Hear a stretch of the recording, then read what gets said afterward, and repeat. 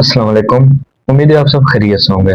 अगर आप first year के तालिब इल्म हैं और चाहते हैं कि बायोलॉजी के मुश्किल तरीन सबक आपके लिए बिल्कुल आसान हो जाए और आसानी के साथ आपको समझ आ जाए, तो आप बिल्कुल सही जगह पे आए हैं।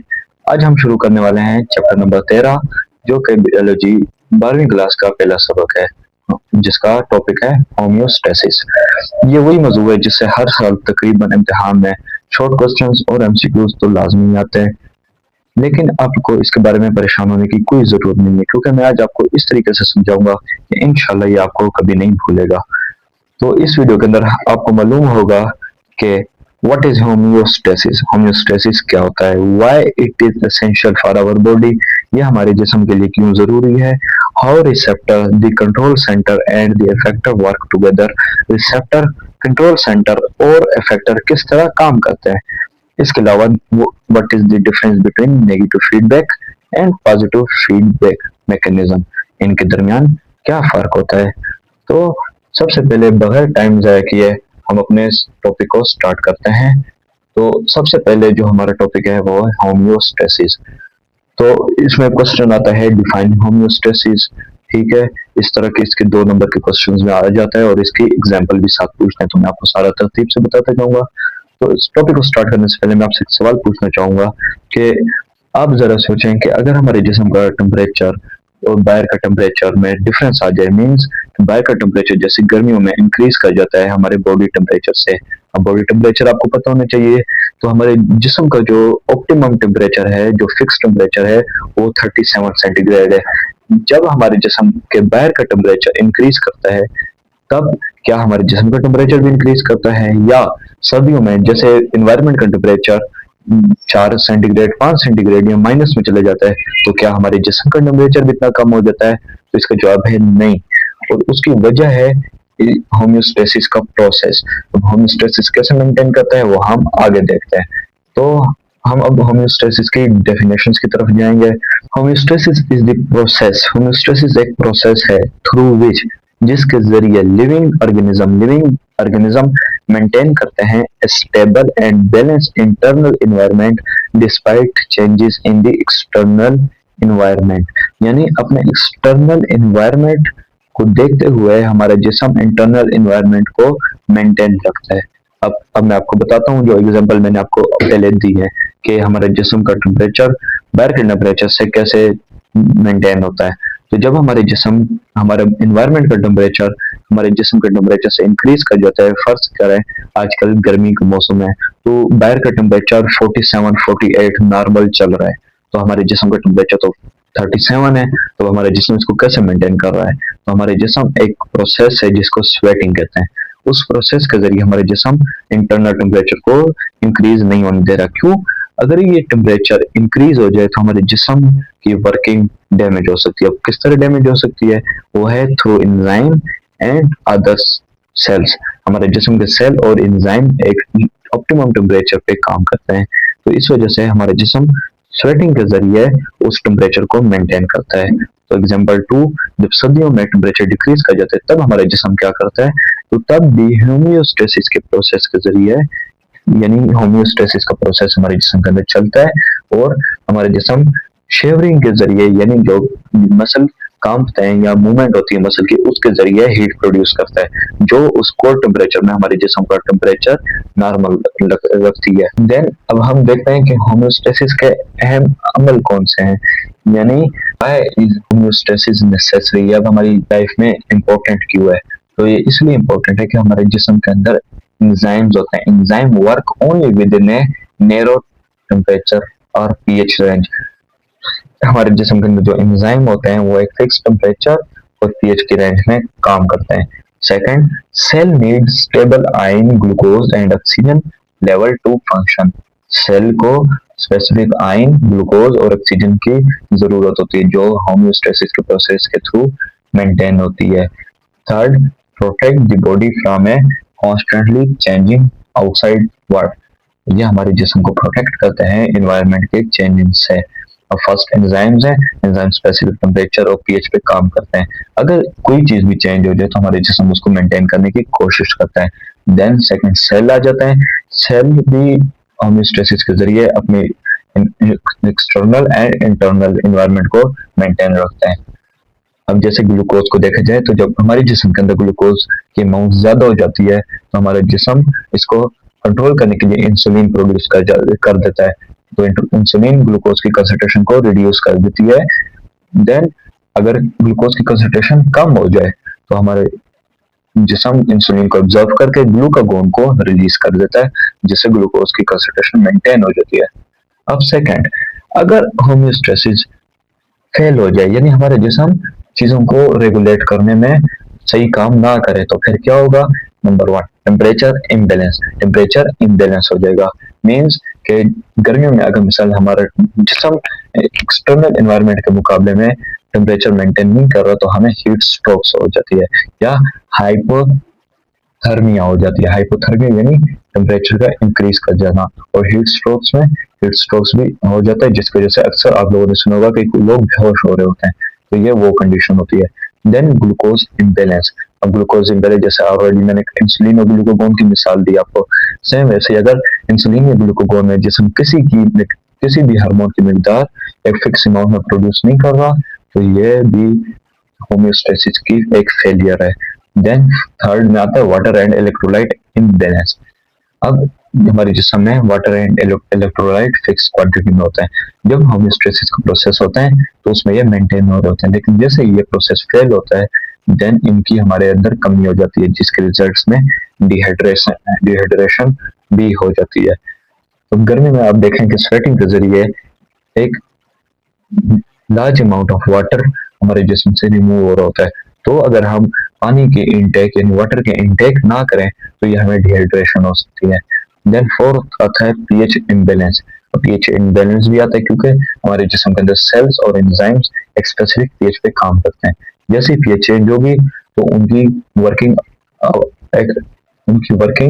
भी चेंज हो जाएगी। देन हम अब इसकी और एग्जांपल्स में देखें तो स्वेटिंग आ जाती है on hot day to cool down the body, यानी हमारे जिस्म को ठंडा रखने के लिए स्वेटिंग होती है। देन अगर हम सर्दियों में देखें तो शेवरिंग आ जाती है जो हीट प्रोड्यूस करती है। देन प्यास लगना आफ्टर ईटिंग साल्टी फूड। अब साल्टी फूड हम लेते हैं, जैसे मैंने अभी कहा वाटर एंड इलेक्ट्रोलाइट का बैलेंस होना भी चाहिए। तो अगर हम साल्टी फूड ज्यादा ले लें और वाटर साथ इंटेक ना करें तो ये भी हमारे जिस्म के लिए नुकसानदेह है। तो इस वजह से जैसे ही हम साल्टी फूड्स लेते इनहेल करते हैं तो उसी के मुताबिक जिस्म हमारे अंदर प्यास की शिद्दत को इंक्रीज कर देता है, जिसकी वजह से हम पानी पीते हैं। और जब हम पानी पीते हैं तो हमारे जिस्म का इंटरनल एनवायरनमेंट यानी water and electrolyte balance maintain रहता है। Fast breathing after exercise to remove excess carbon dioxide. जब हम एक्सरसाइज करते हैं तो हमारे जिस्म एरोबिक और इन एरोबिक मेथड्स के जरिए ऑक्सीजन प्रोड्यूस करता है, क्योंकि उस टाइम मसल को जरूरत होती है और इसके नतीजे में large amount of carbon dioxide produce होती है। तो हमारे जिस्म इस कार्बन डाइऑक्साइड को रिमूव करने और ऑक्सीजन को इनटेक करने में भी हेल्प करता है, और ये प्रोसेस सारा होम्योस्टेसिस में ही आता है। देन अब मेजर प्रोसेसेस ऑफ होम्योस्टेसिस। अब होम्योस्टेसिस के मेजर प्रोसेसेस भी है। अब आप जिस लेवल पे यानी सेकंड ईयर पे इस लेवल पे आपको सिर्फ बुक से नहीं लिखना, आपने अपने से इसमें एडिशंस करनी है, आपको अपना टॉपिक वसी करना है। क्यों? क्योंकि ये टॉपिक सिर्फ आपके मैट्रिक या एफएससी में काम नहीं आने, बल्कि अगर आपने आगे मेडिकल फील्ड में जाना है तो वहाँ पे भी आपको ये टॉपिक पढ़ने हैं। तो वहाँ पे आपके थोड़ी अगर आपका अभी से नॉलेज इजाफी होगा तो आपको हेल्प होगी। तो हम चलते हैं मेजर प्रोसेसेस ऑफ होम्योस्टेसिस की तरफ। तो इसकी 3 मेजर टाइप्स है। First, thermoregulation, as the name shows. Thermo means temperature, regulation means regulations. Second, osmoregulation. Osmoregulations, it is basically the regulations of water and electrolyte. Third, excretion. Excretion means removal of material. अब ये 3 homeostasis की main types है, यानी इनके जरिए homeostasis का process होता है हमारे जिस्म के अंदर। पहला, रिसेप्टर। रिसेप्टर क्या चीज होती है? बहुत ही आसान लफ्ज में आपको समझाता हूँ कि जब भी आप किसी नुकीली चीज को टच करते हैं तो आपका हाथ फौरन उस जगह से उठ जाता है। तो वो क्यों होता है? बेसिकली आपके फिंगर्स में रिसेप्टर या सेंसर लगे हुए होते हैं, वो उस पेन को फील करते हैं। देन फौरन वो ब्रेन को बताते हैं कि आपने किसी नुकीली चीज पे टच किया है, तो आपका ब्रेन सिग्नल भेजता है मसल्स को और मसल पुल अप होते हैं और आपका हाथ उठ जाता है। अब आपको होमियोस्टेसिस की बेस पर मैं आपको रिसेप्टर बताता हूँ। अब बेसिकली रिसेप्टर की डेफिनेशन है स्पेशलाइज्ड सेल और structure that detect a change stimulus in the internal or external environment। यानी वो स्पेशल सेल या स्ट्रक्चर जो किसी भी टाइप का चेंज महसूस करते हैं, मीन्स कि हमारे एक्सटर्नल एनवायरनमेंट में कौन सा ऐसे चेंज आया है जो इंटरनल एनवायरनमेंट को इफेक्ट करे। फर्स्ट मिसाल के तौर पर गर्मियों में जब बाहर का टेम्परेचर ज्यादा होता है तो हमारी स्किन उसको महसूस करती है, देन हमारे ब्रेन को सिग्नल जाते हैं और ब्रेन स्वेटिंग का प्रोसेस से हमारे जिस्म का टेम्परेचर नॉर्मल करता है। अब रिसेप्टर का function sense the deviation from the normal set point and send information to the control center। ये सेंस करता है इंफॉर्मेशन को, यानी कोई भी नॉर्मल पॉइंट से चेंजिंग को ये सेंस करता है और कंट्रोल सेंटर को इंफॉर्मेशन सेंड करता है। अब इसके फोर मेन टाइप्स हैं। थर्मोरिसेप्टर जो टेम्परेचर डिटेक्ट करते हैं, सेकंड ओस्मोरिसेप्टर जो डिटेक्ट करते हैं वाटर एंड साल्ट्स की कंसंट्रेशन को जिस्म के अंदर, थर्ड में आ जाता है बेरोरिसेप्टर ब्लड प्रेशर डिटेक्टर होता है, fourth chemoreceptor concentration of CO2 O2 and pH level को डिटेक्ट करते हैं। देन आ जाता है कंट्रोल सेंटर। अब कंट्रोल सेंटर क्या होता है, जैसे मैंने कहा कि रिसेप्टर सेंस करते हैं any change in environment, then send signal to brain. अब जो ब्रेन है वो है हमारा कंट्रोल सेंटर। इसमें ब्रेन के साथ स्पाइनल कॉर्ड भी इन्वॉल्व होती है। देन अब हम इसके डेफिनेशंस देखते हैं। तो डेफिनेशन है इसकी द पार्ट ऑफ बॉडी, जिस्म का वो पार्ट डेट रिसीव इंफॉर्मेशन जो रिसीव करता है इंफॉर्मेशन को फ्रॉम रिसेप्टर से और उसको कंपेयर करता है नॉर्मल पॉइंट से and decide the appropriate response, और उसके मुताबिक एक रिस्पॉन्स देता है।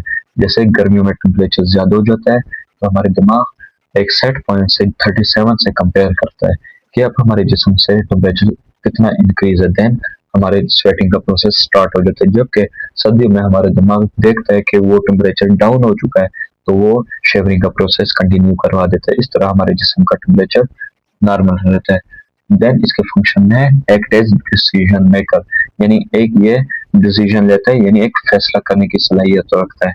तो इसमें इन्वॉल्व है जो पार्ट्स, वो ब्रेन स्पेशली दी हाइपोथैलेमस हमारे ब्रेन का एक पार्ट भी है, और ये एसोसिएटेड ग्लैंड्स भी होते हैं। कि इसमें सबसे इंपॉर्टेंट पिट्यूटरी ग्लैंड है और ये हमारे जिस्म के अंदर हार्मोन सिक्रेशन में काफी इंपॉर्टेंट रोल प्ले करते हैं। देन स्पाइनल कॉर्ड है जो रिफ्लेक्स लेवल कंट्रोल करती है, यानी ब्रेन से सिग्नल को जिस्म के स्पेसिफिक पार्ट्स तक पहुंचाती है। देन एंडोक्राइन ग्लैंड्स हैं, जैसे मैंने कहा कि हाइपोथैलेमस एक ब्रेन का पार्ट भी है और ग्लैंड भी है जिसमें पिट्यूटरी ग्लैंड्स इसमें आ जाता है। देन इसमें थर्ड है इफेक्टर। अब सिग्नल हमारे, जैसे हमने मिसाल ली कि किसी भी नुकीली चीज को टच किया, तो अब वो मिसाल थोड़ी चेंज है। हम टेम्परेचर को ले लेते हैं। अब मिसाल हमारी स्किन ने महसूस किया कि टेम्परेचर बाहर का इंक्रीज हो रहा है, तो ये रिसेप्टर हो गया, यानी ये सेंस हो गया। स्टिमुलस एक प्रोड्यूस की रिसेप्टर ने वो नर्व्स के जरिए हमारे कंट्रोल सेंटर जो कि ब्रेन है उस तक पहुंचा दी। अब ब्रेन ने जब उसको प्रोसेस किया इंफॉर्मेशन को, देन अब एक्शन लेने का टाइम है। अब ब्रेन एक्शन किस तरह लेगा, ब्रेन हमारे इफेक्टर को, अब हमारे इफेक्टर ग्लैंड्स भी हो सकते हैं, मसल भी हो सकते हैं, इनको ब्रेन सिग्नल भेजेगा। अगर मिसाल हमने इंसुलिन यानी ग्लूकोज कंसंट्रेशन इंक्रीज हो गई है तो इंसुलिन प्रोड्यूस करनी है, तो ब्रेन हमारे इंसुलिन प्रोड्यूसिंग बीटा सेल जो पेनक्रियास के अंदर होते हैं उनको सिग्नल भेजेगा कि आप इंसुलिन प्रोड्यूस करो। सेम अगर इंसुलिन डिक्रीज हो गई है तो ब्रेन सेम ग्लैंड्स को भेजेगा कि अब आप हमारी ब्लड शुगर डिक्रीज हो चुकी है, आप इसको इंक्रीज करो। देन ये ग्लैंड्स के लिहाज से एग्जांपल हो गई। अब हाँ, अगर मसल के लिहाज से देखें तो जो हमने नुकीली कील वाली मिसाल ली थी, तो हमारे जिस्म, हमारे जो दिमाग है वो बाइसेप्स या ट्राइसेप्स मसल को इंफॉर्मेशन भेजेगा कि अपने हैंड को पुल कर लो। तो ये एक इफेक्टर हो गया, ये रिस्पॉन्स हो गया। इसमें स्वीट ग्लैंड्स भी आ जाते हैं, स्केलेटल मसल भी आ जाते हैं, स्मूथ मसल भी आ जाते हैं एंड किडनीज भी आ जाती हैं। इसके डेफिनेशंस है ऑर्गन और सेल्स, ये एक स्पेसिफिक ऑर्गन्स या सेल्स होते हैं जो कैरी आउट करते हैं रिस्पॉन्स को instructed by the control centre, जो कंट्रोल सेंटर से इंस्ट्रक्टेड होते हैं, यानी उनको कंट्रोल सेंटर इंफॉर्मेशन सेंड करता है। Then bringing the body to normal, और ये बॉडी को एक नॉर्मल लिमिट पे लाते हैं। अब हम इसके कंप्लीट समरी देखेंगे। सबसे पहले आ जाता है स्टिमुलस। स्टिमुलस चेंज अकर यानी any type of change in external environment with respect to internal environment. Then receptor. Receptor क्या होता है? जो एनी टाइप ऑफ चेंज को डिटेक्ट करते हैं। Then control centre. Control centre जो प्रोसेस करते हैं और डिसाइड करते हैं कि आप क्या करना है। फिर आ जाता है इफेक्टर। इफेक्टर जो कंट्रोल सेंटर की इंफॉर्मेशन होती है उसको एक प्रैक्टिकल प्रैक्टिकल मीन्स कि उसको एक कंप्लीट करता है, एक प्रोसेस को कंप्लीट करता है। Then response. रिस्पॉन्स जो आपका प्रोसेस का एंडिंग होती है, यानी आपने एक प्रोसेस कर लिया, मिसाल ग्लूकोज लेवल इंक्रीज हुआ था, इंसुलिन को प्रोड्यूस करके उसको नॉर्मल पे ले आई, ये आपका रिस्पॉन्स हो गया। देन हम अब चलते हैं फीडबैक पे। फीडबैक फीड कहते हैं रिस्पॉन्स को, बैक किसी भी चीज के बारे में। फीडबैक जैसे आपने अक्सर लफ्ज सुना होगा कि इस चीज के बारे में आप क्या फीडबैक देते हैं, यानी आप अपनी क्या राय देते हैं। लेकिन जिस्म के अंदर, हमारी लिविंग बॉडी के अंदर फीडबैक जो होता है उसकी डेफिनेशन है, feedback is a process. Feedback एक प्रोसेस होता है by which the output result of system influences its own future activity. यानी किसी भी सिस्टम का जो रिजल्ट होगा वो इसी की एक्टिविटी को अफेक्ट करेगा। मिसाल के तौर पर, यानी हमारे जिस्म ने एक प्रोसेस किया है, अब उसके रिजल्ट आया है, अब वो जो रिजल्ट होगा वो उस प्रोसेस को इंक्रीज करेगा या डिक्रीज करेगा। इसके एग्जांपल में मैं आपको आगे देता हूँ। The body checks whether its response work and adjust accordingly. Then अब हम इसको देखते हैं कि ये इम्पोर्टेंट क्यों है। Why feedback is important. Without feedback, feedback के बगैर the body would have no way of knowing. हमारे जिस्म के अंदर ये सलाहियत नहीं होती कि वो जान सके whether it's corrective response was enough, कि जो इसने रिस्पॉन्स किया है किसी भी चीज के बारे में वो काफी था, टू मच ज्यादा था, और टू लिटर या कम था। Feedback allows continuous fine tuning. यानी फीडबैक हमारे जिस्म के अंदर जो प्रोसेस हो रहा होता है उसको देखता है कि ये प्रोसेस कैसे हो रहा है। अब मैं आपको एक सिंपल वे में इसकी डेफिनेशंस बताता हूँ। फीडबैक हमारे जिस्म के अंदर किसी भी प्रोसेस का नतीजा होता है, जो ये देखता है कि प्रोसेस जो एक हो रहा है वो ज्यादा हो रहा है या कम हो रहा है। अगर हम इसको शॉर्ट फॉर्म में देखें तो फीडबैक का मतलब है कि किसी अमल का नतीजा दोबारा उसी अमल को कंट्रोल करे। ओके, अब इसकी मैं आपको मिसाल भी आगे देखता हूँ। पहले हम इसकी टाइप्स पे जाते हैं। इसकी दो टाइप्स हैं, एक नेगेटिव फीडबैक मैकेनिज्म और एक है positive feedback mechanism. Negative feedback mechanism क्या होता है? ये हमारे जिस्म के अंदर सबसे ज्यादा इस्तेमाल होने वाला निज़ाम है। इसका जो मेन मकसद है वो हमारे जिस्म को दोबारा नॉर्मल कंडीशन में लाना। तो इसकी डेफिनेशन है रेगुलेटरी मैकेनिज्म इन विच, ये एक रेगुलेटरी मैकेनिज्म है जिसके अंदर रिस्पॉन्सेस रिवर्सेस और opposes the original stimulus, bringing the variable back toward the normal set point। यानी हमारे जिस्म का कोई भी प्रोसेस जो हुआ है, यानी जो ऑलरेडी हो चुका है, उस प्रोसेस से हमारे जिस्म को नॉर्मल बनाना। मसलन अगर जिस्म का दर्जा हरारत 70 सेंटीग्रेड से बढ़ जाए तो हमारे दिमाग का हिस्सा हाइपोथैलेमस फौरन उस तब्दीली को महसूस करता है, यानी जो हमारे स्किन के सेंसर्स होते हैं वो हाइपोथैलेमस को सिग्नल भेजते हैं और महसूस करते हैं कि टेम्परेचर चेंज हुआ है। देन वो स्वेटिंग का प्रोसेस कंटिन्यू करता है, और जब हमारे जिस्म का टेम्परेचर यानी नॉर्मल हो जाता है, यदि हम एक्सटर्नल एनवायरनमेंट का टेम्परेचर हमारे जिस्म के टेम्परेचर से नॉर्मल हो जाता है, यानी दोनों 70 सेंटीग्रेड तक पहुंच जाते हैं, तो ऑलरेडी हमारा जो नेगेटिव फीडबैक मैकेनिज्म का प्रोसेस है वो उस प्रोसेस को रोक देता है, यानी स्वेटिंग को रोक देता है। इस प्रोसेस को नेगेटिव फीडबैक मैकेनिज्म कहते हैं। अब हम पॉजिटिव फीडबैक मैकेनिज्म को देखते हैं और एंड पे हम दोनों को कंपेयर करेंगे, देन आपको ये मजीद अच्छे से समझ आ जाएगा। तो अब हम पॉजिटिव फीडबैक मैकेनिज्म की बात करें तो ये नेगेटिव फीडबैक के बरक्स होता है। नेगेटिव फीडबैक में जब टेम्परेचर नॉर्मल के बराबर आ गया तो उसने प्रोसेस को रोक दिया, जबकि पॉजिटिव फीडबैक मैकेनिज्म में अगर एक प्रोसेस हो रहा है तो ये उसको मजीद इंक्रीज करेगा, तो ये उसको मजीद बढ़ा देता है, यानी इंक्रीज करता है। एक प्रोसेस जो हो रहा है उसको मजीद इंक्रीज कर देता है, जबकि नेगेटिव फीडबैक मैकेनिज्म में जो प्रोसेस हो रहा होता है तो वो उसको कम कर देता है। तो इसकी डेफिनेशन, इसकी जो करेक्टरिस्टिक्स होती है वो less common than negative feedback mechanism, ये मोर कॉमन होता है। ज्यादातर हमारे जैसा में नेगेटिव फीडबैक मैकेनिज्म यूज होता है। ये एम्पलीफाई करता है चेंज को आफ्टर देन रिवर्सिंग इट। जब भी हमारे जिसम के अंदर कोई प्रोसेस होता है तो ये उसको इंक्रीज कर देता है। इसकी मिसाल मैं आपको बताता हूँ तो उससे आपको अच्छी तरीके से समझ आ जाएगा।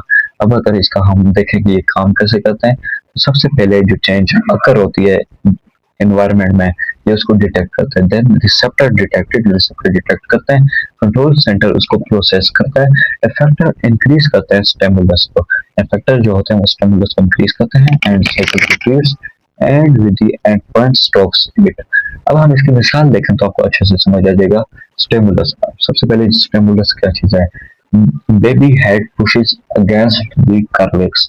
अब फीमेल के अंदर जब प्रेगनेंसी होती है, पेट के अंदर एक बेबी होता है, तो जब टाइम आता है तो स्टिमुलस रिसीव होता है हमारे ब्रेन को। क्या रिसीव होता है कि baby head pushes against the cervix, यानी बेबी का जो हेड है वो कर्वेक्स से ऑपोजिट मूव कर रहा है, यानी वो मूव कर रहा है, यानी मूवमेंट कर रहा है। देन रिसेप्टर उसको डिटेक्ट करता है, जो stretches receptor and cervix detects pressure.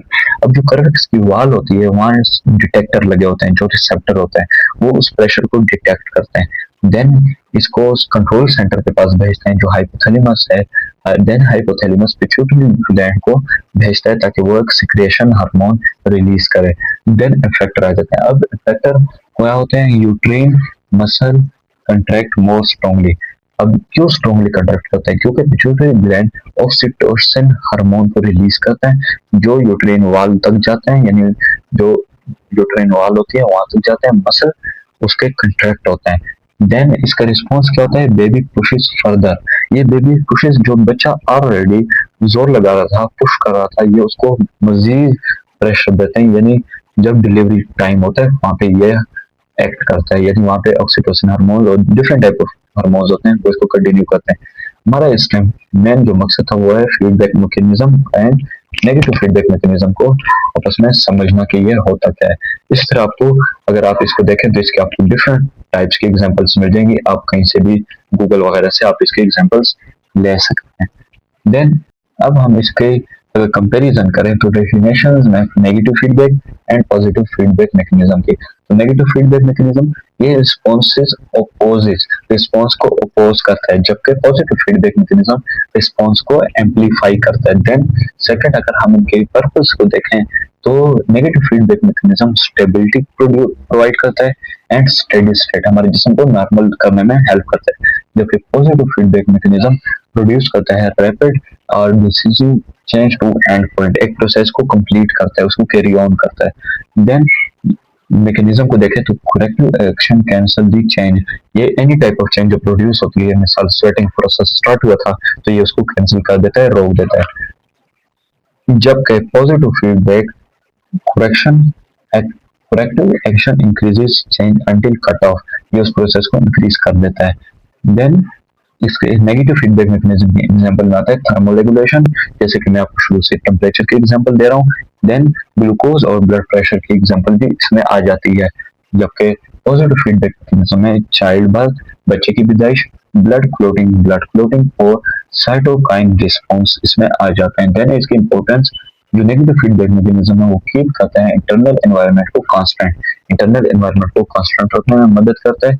जबकि पॉजिटिव फीडबैक ये नीडेड होता है फास्ट कंप्लीशन, किसी प्रोसेस को कंप्लीट करने के लिए, रिस्की इफ अनरेगुलेटेड, और ये रिस्की होता है अगर इसको अनरेगुलेटेड ना हो, यानी अगर रेगुलेशन इसकी सही नहीं है तो ये रिस्की होता है।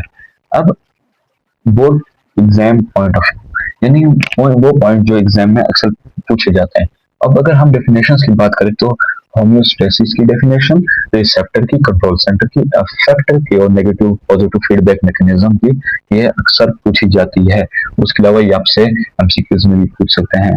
तो अगर हम शॉर्ट क्वेश्चंस यानी मजीद थोड़े शॉर्ट क्वेश्चन की बात करें तो इसमें डिफरेंस आ जाता है फीडबैक की टाइप्स में, या एक्सप्लेन या लेबल डायग्राम आपसे मांग लेते हैं होम्योस्टेसिस की, एमसीक्यूज में भी आ जाता है। लॉन्ग क्वेश्चंस में मोस्टली अब ये नहीं आता क्योंकि इसके अलावा काफी इंपॉर्टेंट टॉपिक्स आ जाते हैं चैप्टर में, तो ये लॉन्ग में बहुत कम आते हैं, चांसेस इसके लॉन्ग में नहीं होते हैं। लेकिन फिर भी आप अगर अच्छे से कवर कर लें तो आप ऐसे लॉन्ग में लिख सकते हैं अगर आ भी जाए, लेकिन इसके चांसेस कम होता है। तो अब आगे ये चंद स्लाइड्स हैं जिसमें आपको इंट्रोडक्शन दिया हुआ है, यानी जो आपने पहले पढ़ लिया है उसका थोड़ा सा इंट्रो मजीद आपको दिया हुआ है, आप यहाँ से इजीली समझ सकते हैं।